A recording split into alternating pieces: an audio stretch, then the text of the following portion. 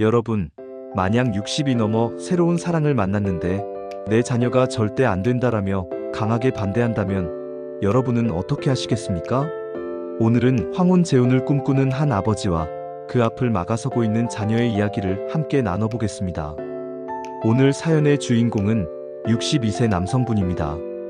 아내를 먼저 떠나보낸 지 10년, 그동안 홀로 지내며 자녀들을 키워냈습니다. 자녀들도 이제는 결혼하고 각자 가정을 꾸렸지요. 그런데 최근 동호회에서 한 여성분을 만나 함께 시간을 보내게 되었습니다. 같은 나이대, 비슷한 인생 경험을 가진 분이라 대화도 잘 통하고 서로 의지하며 지내다 보니 자연스럽게 재혼 이야기가 오가게 된 겁니다. 문제는 자녀들이었습니다. 아버지, 재혼은 절대 안 됩니다.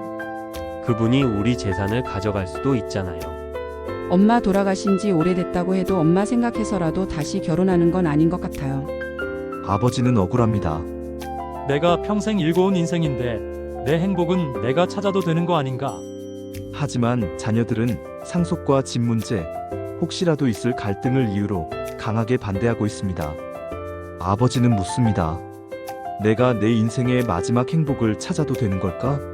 아니면 자녀들의 반대를 존중하고 홀로 살아야 하는 걸까? 이 사연에는 두 가지 핵심 갈등이 숨어 있습니다. 첫째, 부모의 행복과 자녀의 불안입니다. 부모는 황혼의 외로움에서 벗어나고 싶지만 자녀는 경제적 손실과 가족의 질서를 걱정합니다. 이건 단순히 돈 문제만이 아니라 부모의 사랑을 뺏길까 두려운 마음까지 섞여 있는 겁니다. 둘째, 상속과 재혼이 얽힌 현실적인 문제입니다.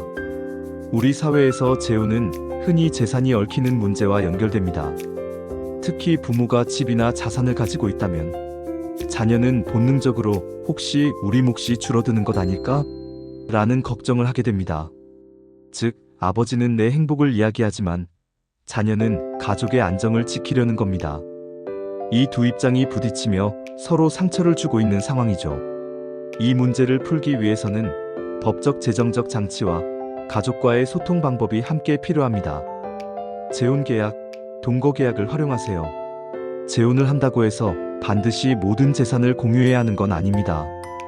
혼인신고를 하지 않고 사실혼 관계를 유지하거나 혼인신고를 하더라도 재산 분리, 계약을 통해 자녀 상속분을 보호할 수 있습니다. 또 유언장을 작성해 내 집은 자녀에게, 생활비는 배우자에게처럼 분배 방법을 미리 정할 수도 있습니다. 상속 정리를 미리 하세요. 자녀가 불안해하는 건 결국 재산이 빼앗길까봐입니다. 그렇다면 미리 증여나 상속 계획을 일부 확정해두는 것도 방법입니다. 예를 들어, 이 집은 너희에게, 나는 다른 방식으로 내 생활을 책임진다라고 분명히 해주면 자녀의 불안이 크게 줄어듭니다. 자녀와의 대화를 감정이 아니라 현실로 이끌어야 합니다.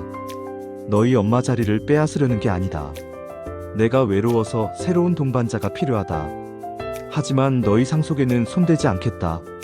이렇게 구체적이고 단호하게 말하는 게 필요합니다. 자녀들은 결국 부모가 행복하길 바라지만 내 권리가 위협받을까 두려운 겁니다. 그 두려움을 없애주면 반대는 완화됩니다. 부모의 인생은 부모의 선택임을 분명히 하세요. 부모가 자녀의 인생을 대신 살아줄 수 없듯 자녀도 부모의 마지막 동반자를 대신 결정해줄 수는 없습니다. 다만 가족의 상처가 커지지 않도록 투명하게 정리하는 과정이 필요할 뿐입니다. 오늘 사연 어떻게 들으셨나요? 황혼 재혼은 더 이상 낯선 이야기가 아닙니다. 하지만 자녀의 반대에 부딪히면 행복을 찾는 길이 쉽지 않죠. 핵심은 재산 문제는 계약과 문서로 명확히, 감정 문제는 대화로 풀어야 한다는 겁니다. 여러분이라면 사랑과 자녀의 반대 사이에서 어떤 선택을 하시겠습니까?